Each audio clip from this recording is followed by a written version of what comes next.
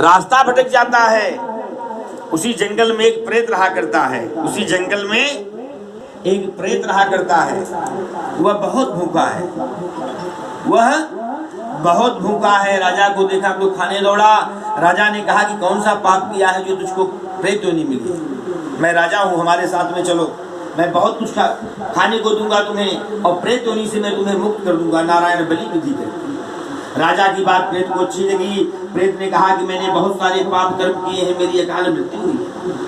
राजा की बातों में प्रेत आ गया और चल पड़ा। कुछ दूर जाने के बाद राजा ने देखा कि उसी जंगल में कुछ ग्वाल वाले भगवान सत्यनारायण की पूजा कर रहे हैं। राजा घमंडवश भगवान को प्रणाम नहीं करता, ना ही भगवान की पूजा में जाता है। ग्वाल वालों ने देखा राजा को तो भगवान का प्रसाद ले जाकर के राजा को दिया। स्वतः ग्वालों ने प्रसाद को खाया, लेकिन राजा ग्वालों के हाथ का दिया हुआ प्रसाद नहीं खाता है। राजा ग्वालों के हाथ का दिया हुआ प्रसाद नहीं खाता, भगवान के प्रसाद का अपमान कर देता है, त्याग कर देता है। और वह प्रेत बहुत भूखा है, प्रसाद को उठा करके ग्रहण कर लेता है।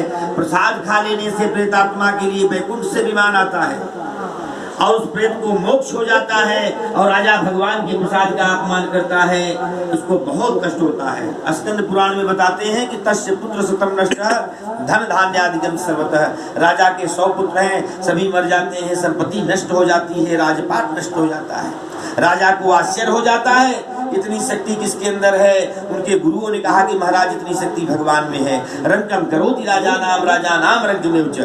क्षण भर में भगवान राजा को रंग बना देते हैं, राई को पहाड़ बना देते हैं और पहाड़ को राई बना देते हैं, उंगली पे नचा देते हैं भगवान।